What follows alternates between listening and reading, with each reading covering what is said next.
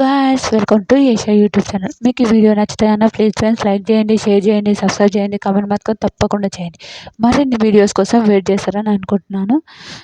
Ritu శ్రీజని nominate చేస్తారు. శ్రీజని nominate చేయడం okay. వాళ్ళు లోపల ఉండి మాట్లాడుతుంటారు కదా, అది అవన్నీ వింటారు వీళ్ళు.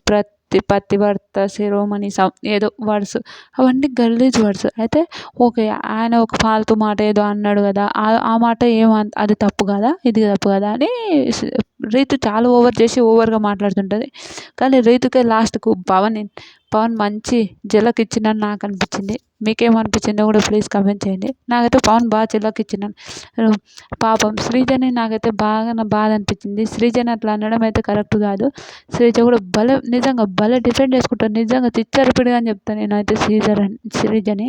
నిజంగా ఆ అమ్మాయి వయసు అంత ఉన్నప్పుడు అంత ఘోరంగా ఎందుకు? సరే వెళ్ళిపో, కూసో కూసో కూసో అనడం అయితే అసలు నచ్చలేదు. రియల్గా ఏంద్రబాబు వీళ్ళు ఇంతకు మనిషేనా అని ఒక థాట్ అనిపించింది. అట్లా అనడం, సరే మేము వెళ్ళిపోవడానికి వచ్చి రాలేదు, కూర్చోనికి రాలేదు అని వీళ్ళు భలే డిఫెండ్ చేసుకుంటారు. అంటాడు ఎవరు, హరీష్ గారు అంటారు, మీరు ఎట్టి పరిస్థితి మా అందరినీ నామినేషన్లు పెట్టాలని మీరు అనుకున్నారు, సరే పెడుతున్నారు, అయిపోయింది, ఎందుకు అని ఇంకా చాలా గొడవ అవుతుంటుంది. చాలా గొడవ మాట్లాడతారు. చాలా గొడవ అవుతుంటుంది వాళ్ళకైతే, ఘోరమైన గొడవ. వామ్మో, నేనైతే షాక్ అయినా.